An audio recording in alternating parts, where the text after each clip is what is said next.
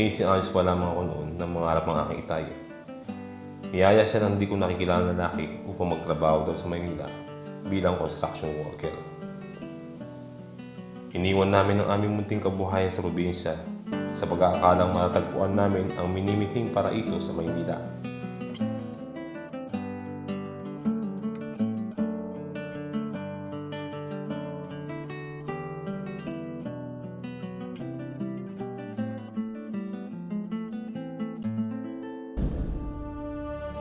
Ang hindi marunong lumingon sa pinanggalingan ay hindi makakarating sa paruroonan.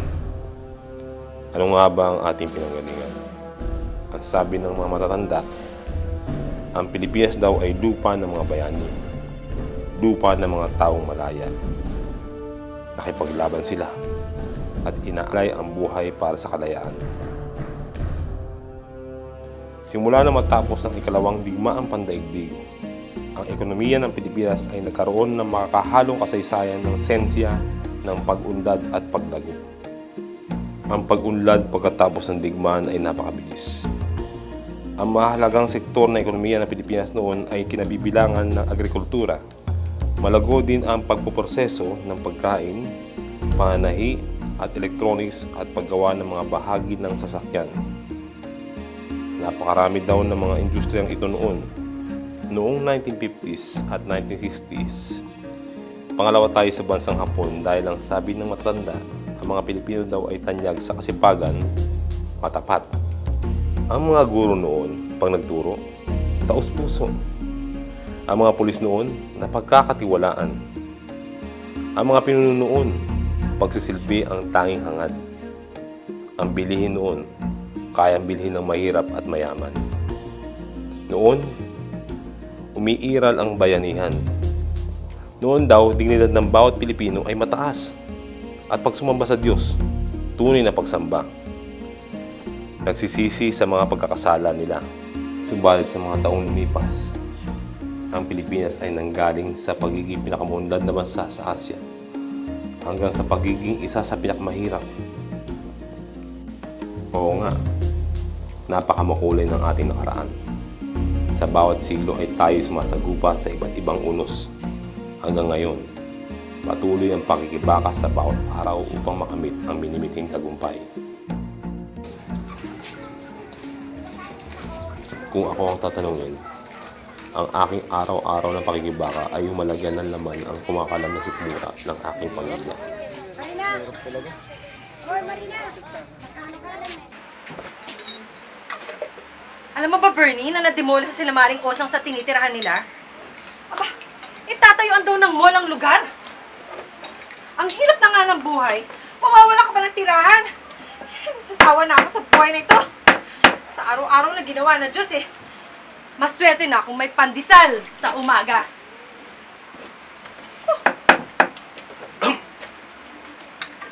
Oy! Tirahan mo ng pandesal ang apo mo.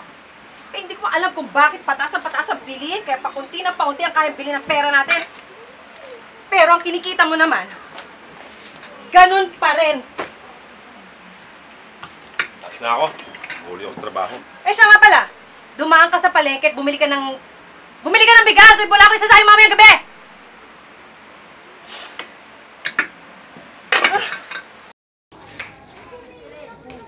Ang akala ng mga taga-probinsya, masarap ang buhay dito sa Maynila. Gaya ng tatay ko noon, na nasilaw sa mga pangako ng mga mapagsamantalang taga-lungsod.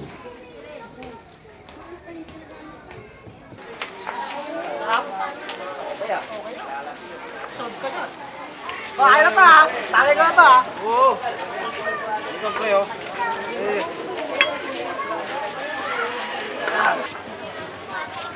Tara pa.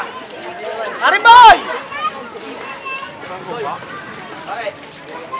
Tagay mo na kay isa lang. Isa lang. Isa lang. Bira lang naman to, isa lang. Hindi ka naman maamoy niyan dun eh. Isa lang yan. Sarap. Salamat! Yes. Salamat! Salamat ngayon. Mag-ata pa kayo magkano lang. Magkano lang? Siya lang kahit magkano. Minsan lang siya isang taon to eh. Sumisa ka? Inakatag lang. Para may pantagtag tayo dito. magkano lang. Hindi na yan. Matabag lang natin dito. Marami ng katulad ko ang sumubok na rin mangarap at nabigo. Ang iba nga ay nilunod na lamang sa alak ang kanilang mga kasawian sa buhay. At kadalasan nagiging bunga nito ay pang-aabuso sa kapwa. Wala naman daw kasing pinagkaiba sa gobyerno natin. Pinagsasamantalahan din ang kahinaan ng mga maralitang katulad namin.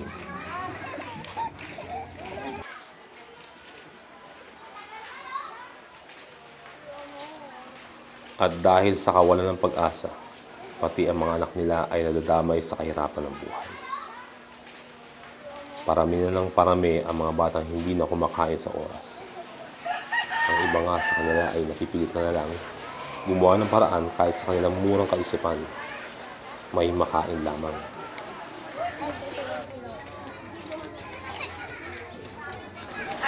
Marami na rin ang mga kabaihan ang nagbibenta ng dangal. Ito lamang daw kasi ang kanilang alam na paraan para mabuhay. Masisisi ba natin sila? Gayong wala man silang mahintay na tulong galing sa gobyerno.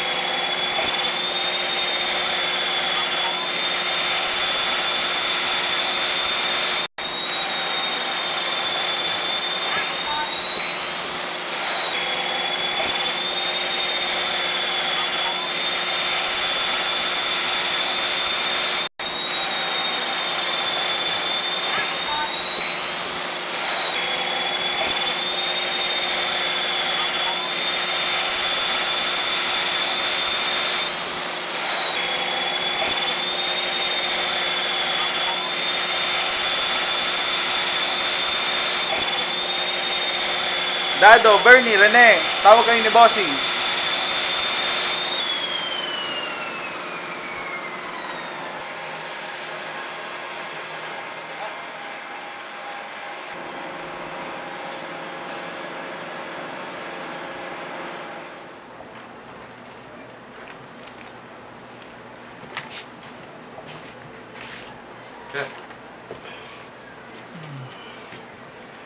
Ito ang huling araw niyo sa pagtatrabaho. Kailangan namin magbawas sa mga manggagawa dahil sa nagaganap na krisis. Sige nga lang, kuhanin niyo na huling sahod niyo at makakalis na kayo. Hindi ko pipili yan. Bawal sa batas yun eh. Nasa inyo yan kung gusto niyo magreklamo. Sige na, makakalis na kayo. Sir, pwede kahit hanggang katapusan, bigyan natin ng trabaho. May pambayad kami. Wala akong magagawa eh. Order sa itaas yan.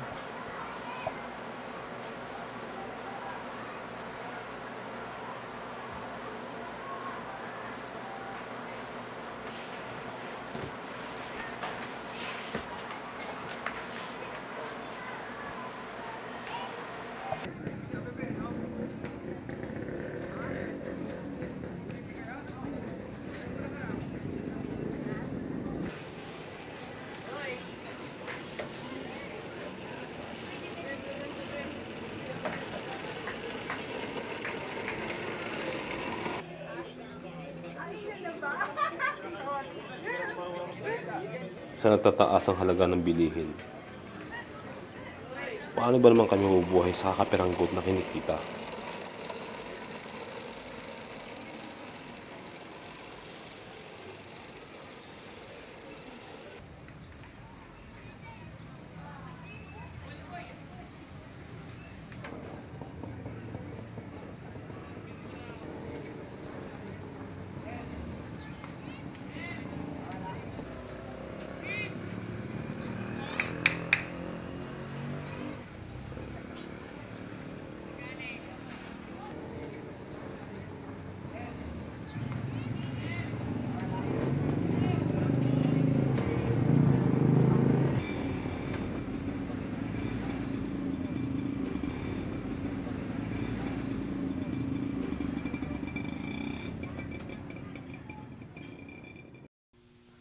Kaming mga magsasaka ang nagpapakahirap sa pagtatanim. Pero kakarampot ng kinikita namin. Samantalang pagdating sa mamimili, ay ganito na kataas ang halaga. May mga pagkakataon pang kulang na daw ang supply, kaya nag-aangkat na tayo sa ibang bansa. Bakit ba nagkakaganito na? Kami ang naghihirap, iba ang nagpakasarap. Meaning, ang farmer, kami ang mga farmer, naghihirap sa pagsasaka, nagpapagod, halos ibigay namin yung buhay namin para may mapakain sa buong sambayanan. Ngunit ang mga businessman or ang mga nagdinegosyo ng palay, siya yung yumayaman kasi sila yung nagdidikta ngayon kung magkano bilhin nila yung palay. Actually, ang mga farmer ngayon, kapit sa patalim na lang. Kaya dumadami ang squatter sa Manila ngayon. Daming mga sidewalk, daming natutulog sa mga bangkita. Kung tatanungin mo, saan sila galing? Galing ng probinsya. Pumunta sila, nagbabakasakali na makakita ng trabaho, magandang trabaho kasi ang akala nila, o akala ng kami mga farmer, akala namin magandang buhay ng Maynila. 60 to 70% walang nangyari o naging palaboy lang sila sa Maynila. Kaya napipilitan pumasok na maging isang manlilimos or naging isang nagnanakaw, naging isang bayarang babae kung babae man siya. So sila ay kumakapit na lang sa patalim. Wala na sila mapuntahan na iba. Kung babalik man sila ng probinsya, ang isang problema nila is nahihiya na rin sila na magpakita na akala nila pupunta sila ng Maynila para umunlad yung buhay nila. Ngunit kabaliktaran, kaya ayaw na nilang umuwi. Kaya ito, dito sa syudad, nagbabakasakali. So, yun, kumakapit na sa patalim. Iba-ibang gawain na hindi maganda para lang mabuhay. Yung iba, nandun sa basurahan, naghalongkat ng basura, baka sakali may makakain sila.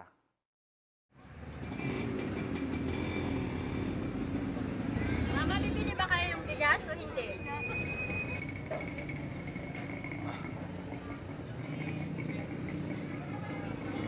Isang kilo po.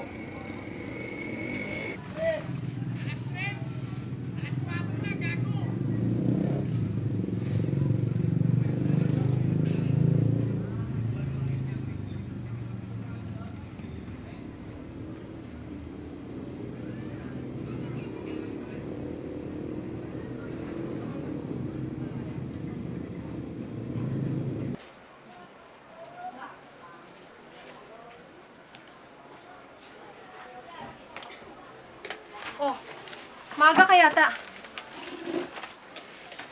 Siguro naman, alam mo na matataas na ngayon ang bilihin, ano?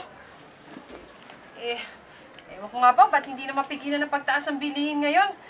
Gayong hindi naman tumataas ang sahod mo.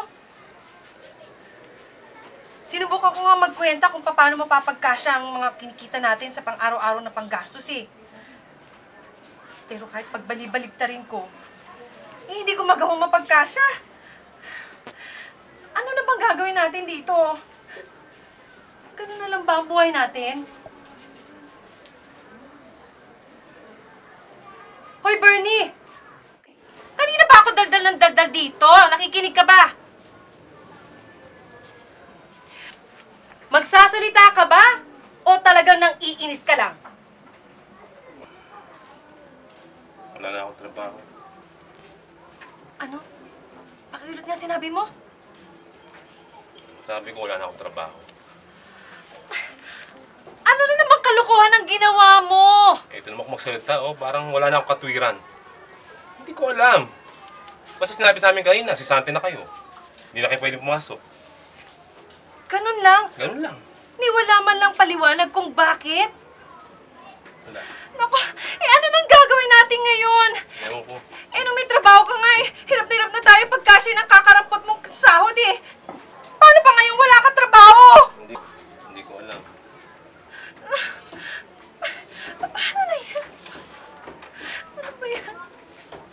Teka, bakit di mo sulatan yung anak mo na sa abroad?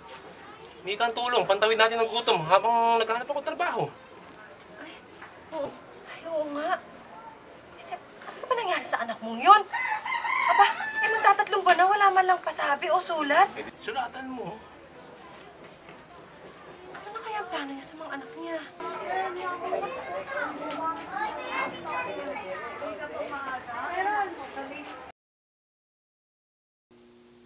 Halos nasubukan ko na yata ang lahat ng trabaho.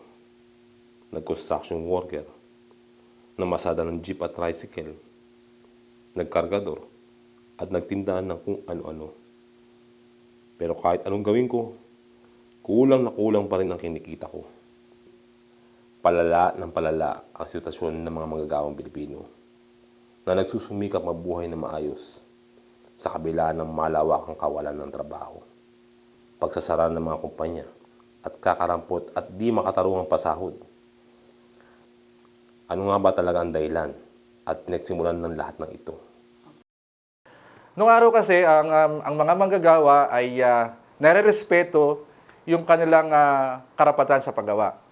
So, maliwanag na meron tayong labor code na kung saan ay nare-respeto yung kanyang karapatan. Pero sa ngayon, dahil sa kalagayan ang mga manggagawa ay unti-unti na nawawalan ng matatrabaho mula doon sa sinasabing formal, napupunta sila sa informal labor. So, ibig sabihin, yung formal kasi, maliwanag na meron silang mga tinatamasang benepisyo. Halimbawa, meron silang mga job security, meron silang security of tenure, at meron silang mga sinasabing yung mga binibigay na benepisyo sa batas. Meron siyang security of tenure. Hindi mo siya po pwedeng tanggalin ng ura-urada. Ibig sabihin, bago mo siya tanggalin, merong kadahilanan kung bakit mo siya tatanggalin. Yung informal na manggagawa, yan ang mga manggagawa na walang tuwirang relasyon. No? Yung formal kasi merong employee-employee relationship. Yung informal ay walang relasyon yan. No? Siya kumikilos ang ayon sa kanyang sarili. Sino-sino yan? Halimbawa, mga tricycle driver, mga vendor, no? Yung mga kumikita, mga nagmamasahe, nangihilot, no? Yung mga nakikita na mga driver, no? Na ibig sabihin, umaasa lang doon sa kanyang sariling sikap. Mula puro sa formal labor at naging informal, makikita po natin yung urban poor ay lalo pong lumaki. Diyan po napunta sa komunidad na yan, na karamihan yung mga informal labor. Makikita natin yan, yung mga nandiyan sa mga gilid ng daan, nasa mga estero, yung parang nangungupahan lang, titingnan natin. Yan po yung marami ngayon na sinasabi nating nandyan na, ang tawag po dyan ay urban poor. Yan po ay binubuo po karamihan na mga nasa informal labor. Kaya pag titingnan po natin, lumalaki po yung informal labor natin, tsak nalalaki pa rin po yung urban poor na yan. So, kaya pagka titingnan natin ngayon, yung kalagayan ng manggagawa ay napakahirap. Una, yung kanilang sahod. Magkano ba sahod ng manggagawa ngayon? At pagka tingnan pa yung manggagawa ngayon, meron silang antas na iba-iba ang sahod. Kasi meron sinasabing regional na mga sahod. Kamukha dito sa Metro Manila, ang sahod dito ng manggagawa ay 382. Iba naman ang sahod doon sa lugar ng Southern Tagalog. Iba naman ang sahod doon sa Pampanga. Iba naman ang sahod doon sa Davao, sa ganun, etc. Pagka titingnan mo yan, ay nagkakalayo-layo, pero pare-pares naman kumakain yung mga manggagawa.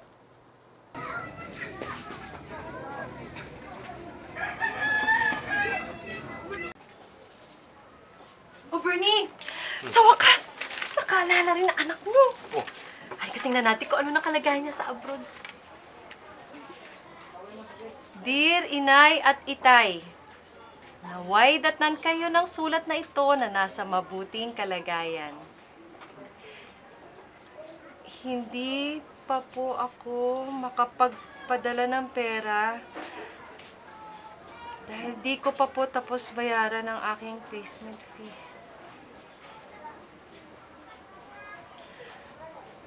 matapos ko namang bayaran ito, ay marami pa ring utang na naghihintay sa akin.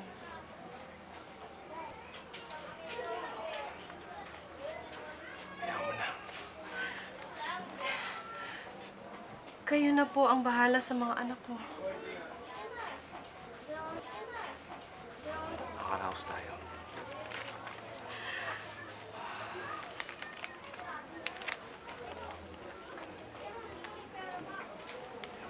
Dahil sa kahirapan, marami na nakikipagsapalaran sa ibang bayan sa pag-asang may ahon nila ang kanilang pamilya sa hirap. Isa na dyan ang anak ko, na sa pagkakalang ito ang magiging solusyon sa aming problema ay iniwan ng kanyang mga anak sa kanilang murang edad. Bakit kailangan magkaganito? Wala na nga bang paraan? Hindi ko alam lahat ng pinasok ko. Pagdating doon, saka ko lang nalaman na meron akong 10 months to pay na salary deduction. Tsaka doon ko lang nalaman yung sweldo ko magkano. At kung paano yung kalakaran ng agency. Na yun pala, kailangan pa naming iba yung employer dito sa Pilipinas at saka pagdating doon, iba rin yung employer. Kaya hindi ko alam na meron palang pasahan ba yun. Ganun siya. Hanggang sa nung nagpalipat-lipat ako ng amo doon, na hindi ko alam na ganun pala yung pinuntahan kong agency. Kung tutuusin, parang hindi ko kailangan mag-abroad eh. Kasi may trabaho ko sa Pilipinas, sabi ko. Parang nainganyo lang ako. Tapos ito naghihirap ako, yung pamilya ko, naiwan ko pa. Yung mga anak ko, iniwan ko, baby pa. Isang 2 years old, isang 6 months. Ayun, sabi ko parang hindi ko worth yung pangingibang bansa ako. Hanggang ngayon, pinoproblema ko yung dalawa kong anak.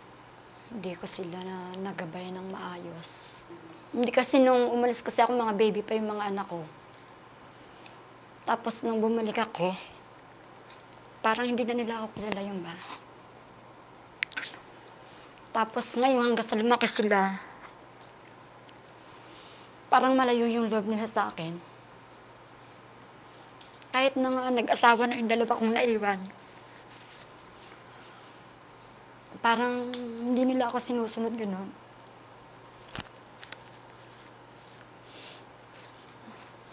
Sabi ko, ang hirap pala nung epekto nung maalis ang magulang. Opo. Opo. Magandang hapon po. Ano yun? Andyan po ba si Bernice Sanchez?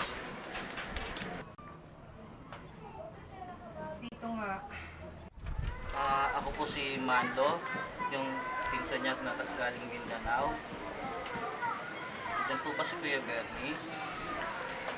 Bernie! Bernie! May bisita ka! Pinsan mo raw galing sa Mindanao. Oh, Mando, tuloy ka. Tuloy mo buwan, no?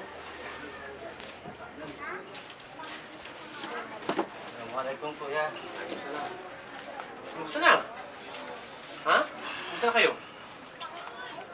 Magulo sa lugar namin ngayon. Marami na kasing nadadamay ng mga sibilyan dahil sa away ng mga sundalo at mga rebeldeng mga kaliwa. Hindi naligtas sa lugar na yun, Kuya, kaya gusto na sana namin umalis eh. Saan kayo lipat? Pagsamantala kaming tumigil sa isang kaibigan, Kuya, pero hindi din kami pwede magtagal doon eh. Dahil aabutin din ng gulo ang lugar sa malaot madali. Kuya, pwede bang dito muna ako tumulay habang maghahanap ng trabaho at pangkabuhayan?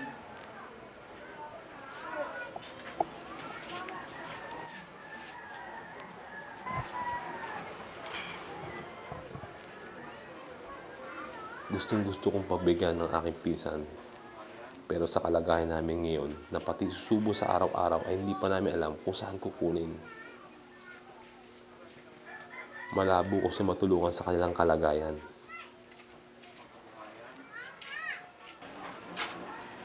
Napakatagal na ng usapin ng gulo sa Mindanao. Bakit kaya hanggang ngayon ay hindi pa masolusyonan ang sitwasyon doon? Ito man, intindihan ko. Pasensya na sa bayan. Papaalam na ako, kuya.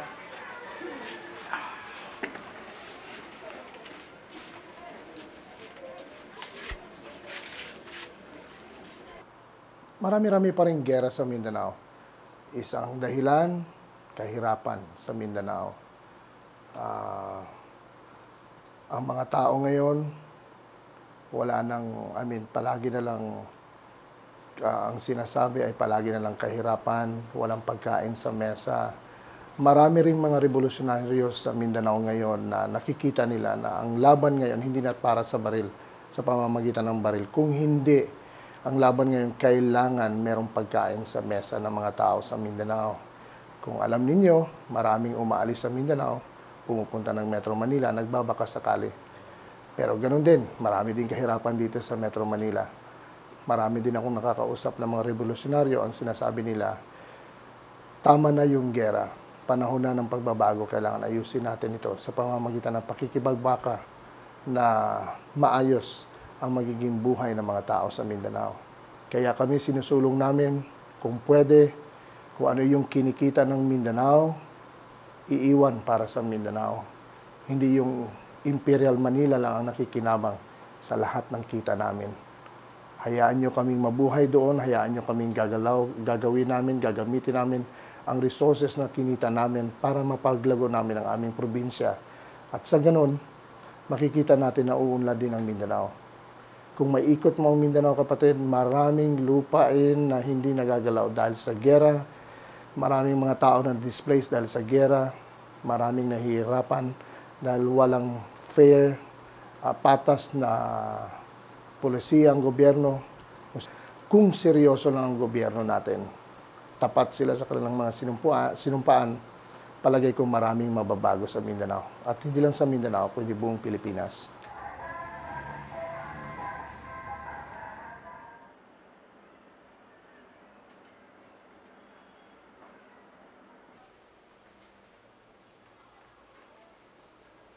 Mr. Bernie Sanchez? Yes, ma'am. Pwede na po kayo pumasok for your interview.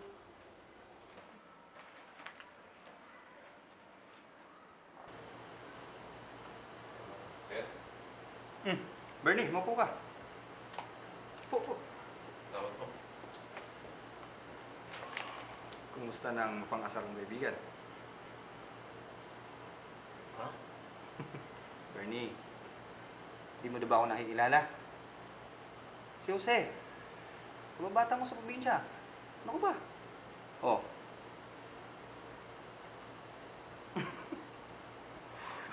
Jose! Oh. O, kumusta ka na? Eto. Hindi ako nagkakamali. Mahigit 20 taon na rin tayo hindi nakita. Ano na ba naging swerte mo? Ito. Mahirap pa rin. Pagkakaiba nga lang, nandito ako sa Maynila, may pamilya na. Kasalanan kasi ng gobyerno eh. At mga gayong na kapitalista. Mabuti ka pa. Maganda ng kalagayan mo. Saka ba nakakuha yung ginto? Alam mo, wala naman tayong pinagkaiba nung mga unang taon ko dito sa Manila. Ganyan na ganyan din ako. Galit sa mundo. Lagi na lang naghahanap ng masisisi.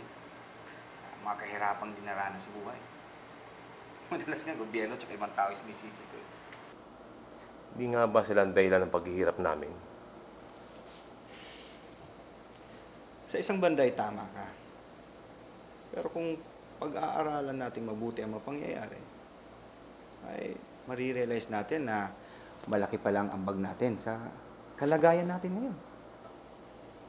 Ano bang ibig mo sabihin?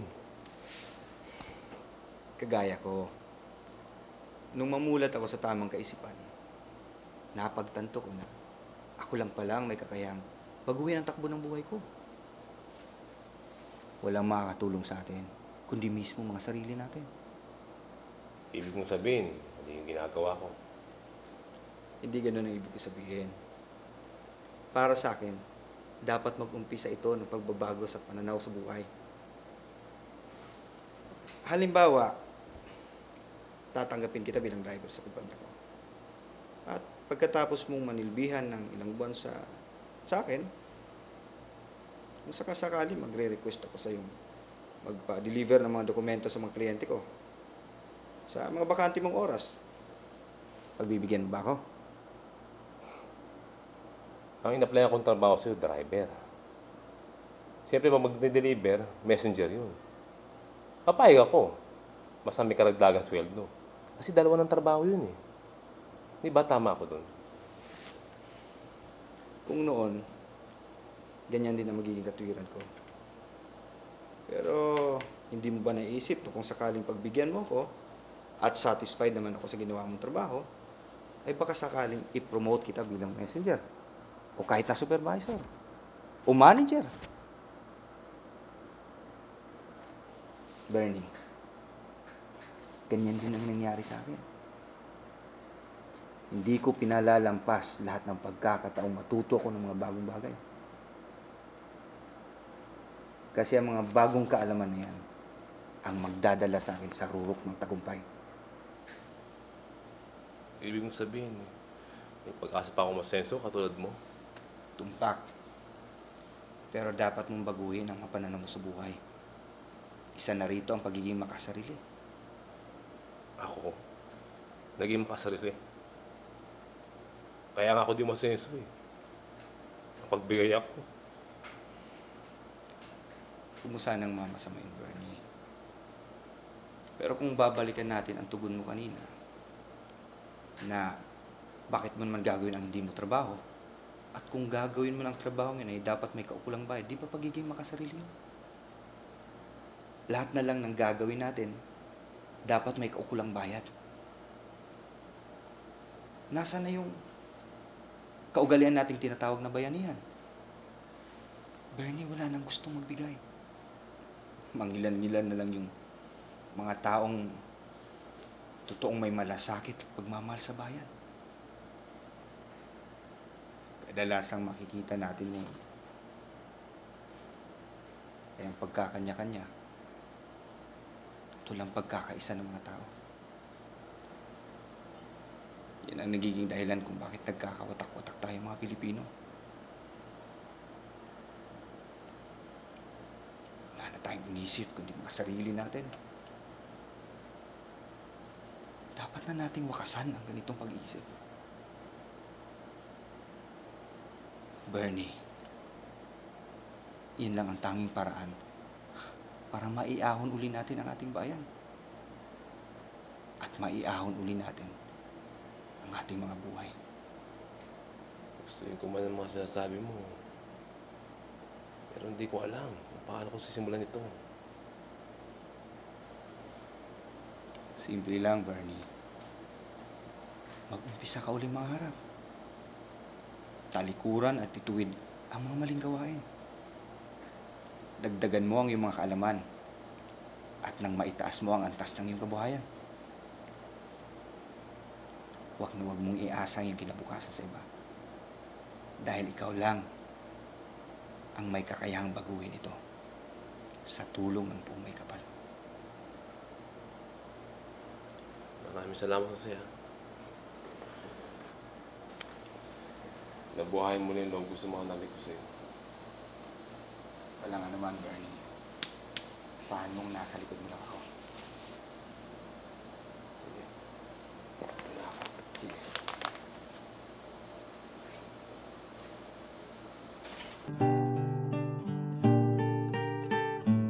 Kaya tagal ko palang pinahirapan sa sarili ko. Hindi rin ako naging makatarungan sa pamilya ko. Hinayaan ko silang maghirap, gayon may magagawa naman pala ako. Magsisimula ako mangarap muli. Hindi lang para sa aking sarili, kundi pati sa aking bayan. Alam kong darating ang panahon na ang mga magsasakang katulad ni Itay ay muling uunlad at sasagana ang buhay. Kapag nanumbalik na ang sigla ng mga magsasaka, ay magiging sapat na ang produksyon ng bigas upang di na tayo kailangan pa maangkat nito mula sa ibang bansa. Hindi ko na mahintay. Ang araw ng mga manggagawang katulad ko ay mabigyan ng sapat na sahod upang mabuhay kami ng maayos at marangal. Maiangat ang antas at kalidad ng aming kaalaman nang sa gayon ay maiangat din namin ang aming kabuhayan dahil kung mangyari ang ganon ay hindi na kailangan pa makipagsapalaran at magpaalipin sa mga dayuhan ang mga kababayan natin tulad ng anak ko. At sa pagkakaisa ng mga Kristiyano at mga kapatid nating Muslim ay makakamit natin ang matagal na minimithing kapayapaan sa Mindanao. Hindi ko pala dapat iasa sa iba ang pagbabago. Dapat ay magsisimula ito sa akin. Taglay ko ang kakayahan maiahon ang aking sarili sa hirap. Kailangan ko lang baguhin ang aking pananaw sa buhay. May sa puso ang tunay na pagsisisi at takot sa Diyos. Kailangan manumbalik ang pagkakaisa at mga kahanga-hangang kaugaliang Pilipino. Katulad ng araw, lulubog at muling sisikat kinabukasan. Ito na ang pagkakataong kong maibangon muli ang aking dangal. Pagkakataong muling maibangon ang imahe ng aking inang bayan. Nakita po natin ang mahina kung hindi man kulang na pulisiya ng gobyerno tungkol sa sapat na purchasing power ng nakararami sa ating mga kababayan. Naramdaman po natin ang pagkaiwan sa pag-unlad ng mahalagang sektor ng agrikultura, labor, OFW, at mga kapatid nating Muslim.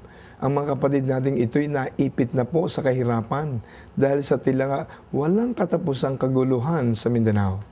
Dahil nakita at naramdaman natin ang mga problemang ito, mas naging malinaw kung ano ang kailangan nating isulong. Pagbabago sa politika at ekonomiya. Pagbabahagi ng kayamanan ng bansa sa pamamagitan ng Assured Regional Pie Policy. Sa pagpapalakad ng gobyerno, kung nanaisin ng nakararami sa ating mga kababayan, tutungo po tayo sa sistemang federalismo presidential dahil ayaw nating mawala ang karapatan ng mga maliliit na mga mamamayan sa paghalal sa Pangulo na gusto nilang mamuno sa ating bansa. Pagtutok sa pagkain ng bayan o food security, dangal at integridad sa pamumuno. Bunsod ng mga pangangailangang ito, magkaisa po tayo sa pagkilos para sa paglaban sa pagkakawatak-watak ng bansa. Pagpili ng kandidato ngayong eleksyon na para sa Diyos at bayan. Pag-anyaya ng magiging mga kasama sa pag-unlad ng bayan, social re-engineering sa bawat sektor, pagkakaroon ng tamang saloobin sa bayan at values formation na maka-Diyos, makabayan at makakalikasan. Luzon, Visayas at Mindanao, ngayon ay nagkakaisa, sabay-sabay natutugon sa hamon ng panahon. Damhin mo na ang pagasang sumasalib sa bawat isa, pagmamahal sa bayan at sa Diyos ang tanging sagot nila. Bangon Pilipinas, ngayon ang panahon. Bangon Pilipinas, tumugon sa hamon. Itaas sa tiwagaywan ang bandilang pinaglaban. Bangon Pilipinas, ang sigaw ng bayan. Bangon Pilipinas, ang sigaw ng bayan.